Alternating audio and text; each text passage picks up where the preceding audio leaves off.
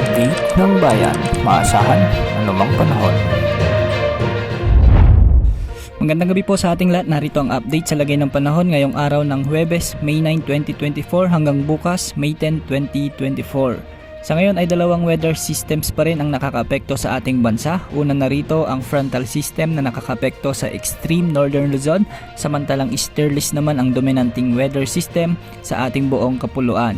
Para sa lagay ng panahon ngayon sa Luzon ay magpapatuloy ang maaliwalas na panahon sa malaking bahagi ng rehiyon, maliban na lamang sa mga posibleng pag-ulan sa bahagi ng Cagayan, Isabela at Batanes dahil sa epekto ito ng frontal system o ang salubungan na malamig at mainit na hangin. Posible rin ang pag-ulan sa Cordillera Region, Ilocos Region, Central Luzon, Bicol Region at Metro Manila dahil sa mga localized thunderstorms. Sa Visayas asahan naman ang mga pag-ulan sa May Antique, Negros, Northern Samar, Palawan at Northern Cebu. At posible rin ang mga thunderstorms sa ilang bahagi ng Mindanao, particular sa Zamboanga Peninsula, Bukidnon, Lanao del Norte, Misamis Occidental at ilang bahagi ng Soc-Sargen. Samantala ngayong buwan ng Mayo din ang tinaguriang thunderstorms month kaya asahan na maraming lugar pa ang makararanas ng mga pag-ulan lalo na pagsapit ng hapon at gabi dahil sa mga thunderstorms.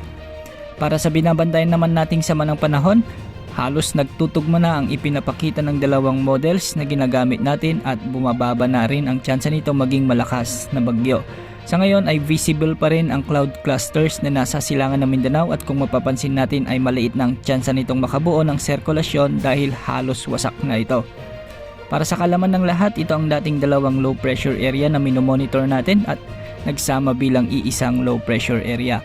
Ayon nga sa GTWC ng Amerika o Joint Typhoon Warning Center ng Amerika, nasa 30 km per hour ang maximum surface winds nito at mababa ang tsansa na lumakas bilang bagyo sa susunod na 24 oras. Posibleng next week ay papasok na ito ng ating Philippine Area of Responsibility bilang LPA at mapapanatili nito ang lakas nito hanggang lumapit ito sa bahagi ng Mindanao o Eastern Visayas. Posibleng malusaw ang LPA na ito at magpaulan na lamang sa bahagi ng Mindanao.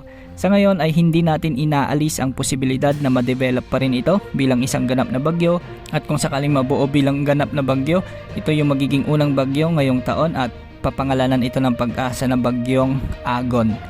Bagamat dumarami ang mga weather models na sumang-ayon sa senaryo na ito, nananatiling bahagya o medium ang chance ng posibilidad nito na mabuo bilang bagyo. Maging bagyo man o hindi, asahan na magdadala ito ng malawakang pag-ulan sa malaking bahagi ng bansa lalo na sa Eastern Mindanao at Eastern Visayas. Sa ngayon ay hindi pa natin masabi ang tiyak nitong magiging lakas o direksyon kaya patuloy natin itong imo-monitor.